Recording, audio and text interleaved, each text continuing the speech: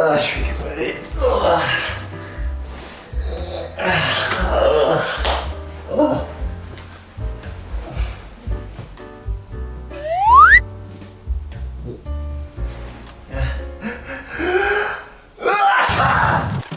À combien de personnes c'est déjà arrivé? Je veux dire, vous rentrez chez vous, tranquille, vous êtes fatigué, vous avez eu une grosse journée, vous allez vous coucher et puis paf 42 fièvres et un nez qui coule le lendemain. En hiver, personnellement, c'est mon quotidien. Passé un certain horaire, beaucoup de gens ont le chauffage qui se stoppe, pour des raisons évidentes d'économie. Le couac, c'est que, pour peu que votre bâtiment soit mal isolé, la température de votre chambre, elle va chuter. Je ne vous fais pas de dessin, mais pour certaines personnes, moi incluse, le froid se fait vite ressentir. Ouais, c'est comme ça tout l'hiver. Et les complications que cela entraîne également. Et non, dormir avec une tonne de vêtements n'est pas une solution. Ah bon?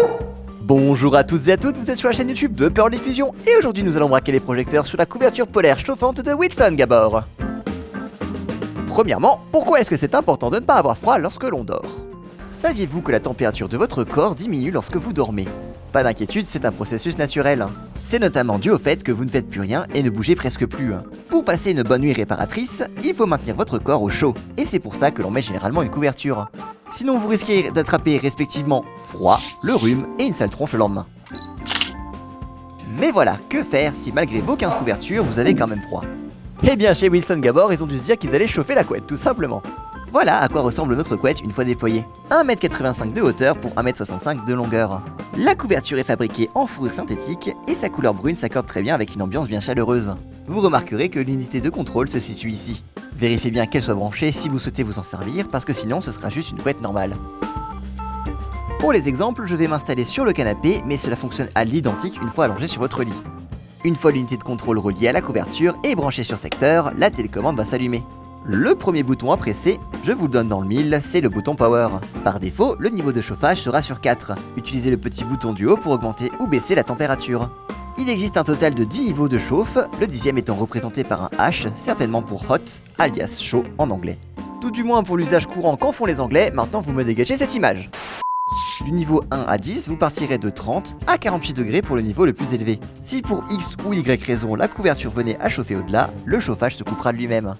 Petite parenthèse sur le lavage, si vous souhaitez nettoyer votre couette, je vous invite d'abord à retirer l'unité de contrôle, puis de la mettre dans une machine à 40 degrés en lavage doux. Évitez aussi tout ce qui est eau de javel, machine à sécher ou lavage à sec, pas sûr que la couette s'en remette.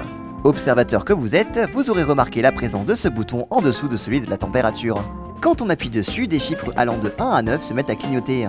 Cela correspond à des heures. Donc si je mets 2 par exemple, la couverture se mettra à chauffer toute seule pendant 2 heures, avant de s'arrêter toute seule comme une grande. Cela peut être un bon plan si vous souhaitez vous coucher et ne pas faire chauffer la couette toute la nuit pour des raisons économiques. Enfin, le câble d'alimentation fourni avec fait 2,35 m, de quoi le relier à votre lit avec une prise à proximité. Et voilà, vous savez tout ce qu'il y a à savoir sur la couverture polaire chauffante de Wilson Gabor. Si la vidéo vous a été utile, je compte sur vous pour le commentaire, n'oubliez pas de partager, de liker et de vous abonner à la chaîne YouTube pour ne rien louper de nos prochaines vidéos. En attendant la prochaine, je vous souhaite une bonne fin de journée.